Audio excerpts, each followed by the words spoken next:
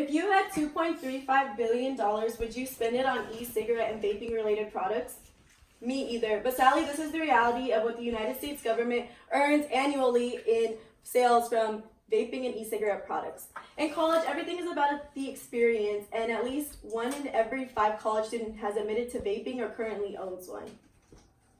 Vaping is very predominant in the younger generations, has unknown future side effects, and also is one of the main contributors to the United States economy. Vaping is a concept that society thinks that they have a handle on, but very little people actually know what goes into their bodies as soon as they take a puff. All vaping and e-cigarette products contain nicotine, and nicotine is a highly addictive, chemically produced drug that is almost as hard as heroin to give up. Nicotine is both a sedative and a stimulant, which means that it also has the effect on your heart and your brain. And because it's so predominant in younger generations, it actually slows the growth of the brain because it's not fully developed until the mid-20s. As I said, it has long and short-term effects. The side effects are that it can affect the heart, your hormones, and the gastrointestinal system.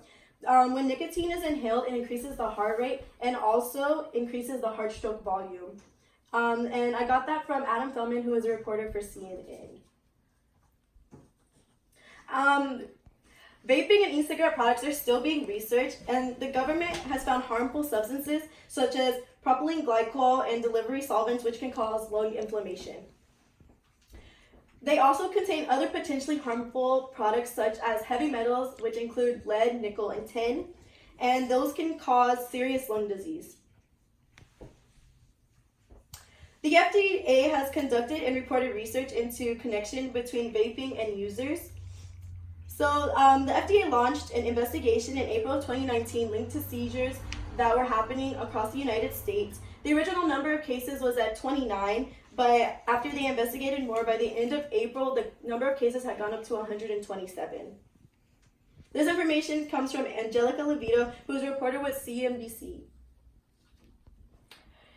According to the CDC, as of October 15th of 2019, 1,479 lung injury cases have been reported because of e-cigarettes and vaping, and all of the victims have reported that they have at least used e-cigarettes or vapes at least once. So, I have a visual aid right here that shows what users say are actually in their e-cigarettes. As you can tell, the large majority is that they think it's just flavoring, which has 66%. 5.8% think that it's marijuana. 13.2% know that it's nicotine. 13.7% admitted that they don't know, and other things that they think are in e-cigarettes and vapes is at 1.3%. And this comes from consumernotice.org, which is a government-funded program that launches a search initiative into learning more about e-cigarettes and vaping and the users. Although vaping and e-cigarettes are still being researched, it is still very popular. It's very common in teens and young adults, and it has dramatically increased within the last 5 years. The use is higher among high school students than it is, and this comes from the U.S. Department of Health and Human Services. The number of vapers continues to increase, and a reporter for the BBC reported in 2011 that there were about 1 million users, and now there's about 41 million.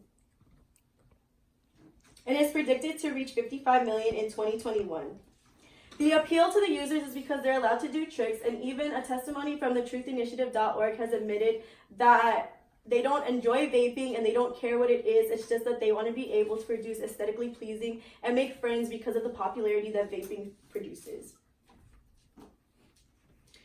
Because it has such a high popularity, that also means that it's one of the biggest contributors to the U.S. economy. As I stated earlier, the United States economy the revenue that the United States economy gets each year from vaping and e-cigarette products is at $2.35 billion right now, and it has surpassed over $650 million online.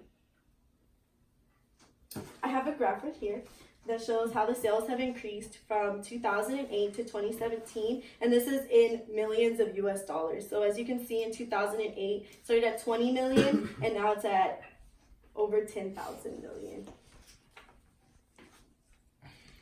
So in conclusion, vaping is predominant in the younger generations.